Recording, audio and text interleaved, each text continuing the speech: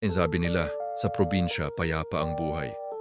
Pero para sa aming mga taga-Masbate na hikaos, ang kapayapaan ay kasing layo ng Pampang.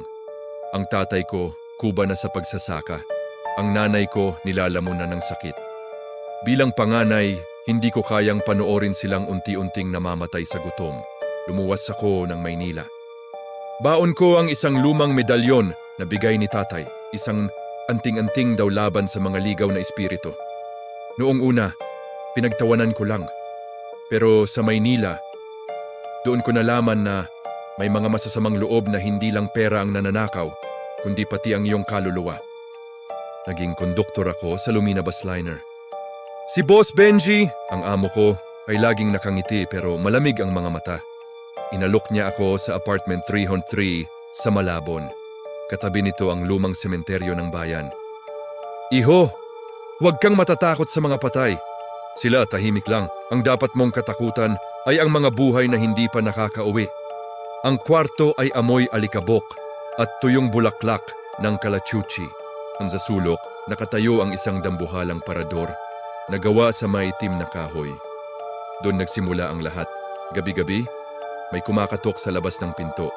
Pag binuksan ko, tuyong dahon lang ang naroon. Pero isang gabi, ang katok ay hindi na galing sa pinto. Galing na ito sa loob ng parador. Nilakasan ko ang loob ko. Binuksan ko ang parador. Pero imbes na damit, isang butas sa dingding ang bumungad sa akin. Isang butas na direkta ang tanaw sa sementeryo sa labas. At doon, nakita ko si Aling Marta. May hawak na kandila, nakatayo sa gitna ng mga puntod at nakatingin ng diretso sa bintana ko. Kinabukasan, duty ko sa gabi. Ang driver ko ay si Mang Cardo. Walang kibo. Sa bawat stop, may sumasakay na pasahero, pero sa side mirror, yung laking gulat ko. Ang mga pasaherong sumakay kanina, wala silang refleksyon. Mang Cardo, bakit hindi tayo humihinto sa terminal? Malayo na tayo.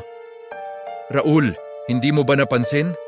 Ang rutang ito, papunta sa huling hantungan. Tignan mo ang mga pasahero mo. Lahat sila, puro buto at naaagnas na balat.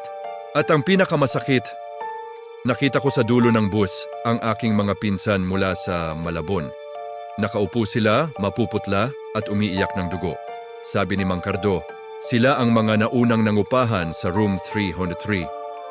Kumaripas ako ng takbo pabalik sa apartment para kunin ang gamit ko. Pero pagdating ko sa room 303, nakabukas ang parador. Lumabas mula sa butas ang isang kamay na puro uod. Hinawakan ako sa balikat. Salamat Raul, sa wakas, may papalit na sa akin sa parador. Ang bangkay na lumabas ay kamukhang kamukha ko. Ako yon, o ako ang magiging siya kung hindi ko na ilabas ang medalyon ni tatay. Uminit ang medalyon sa dibdib ko. Nagliwanag ang buong kwarto. Ang apartment, ang bus, si Aling Marta, lahat sila ay naglaho na parang usok.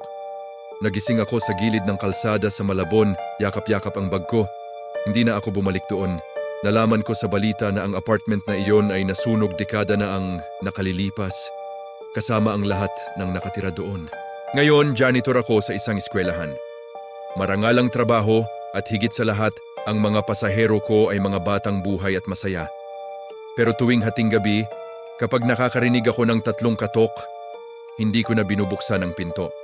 Dahil alam ko, baka si Aling Marta yon naghahanap ng susunod na mangungupahan sa room 303. Kayo, sigurado ba kayong walang nakatago sa parador nyo? Magandang gabi sa inyong lahat.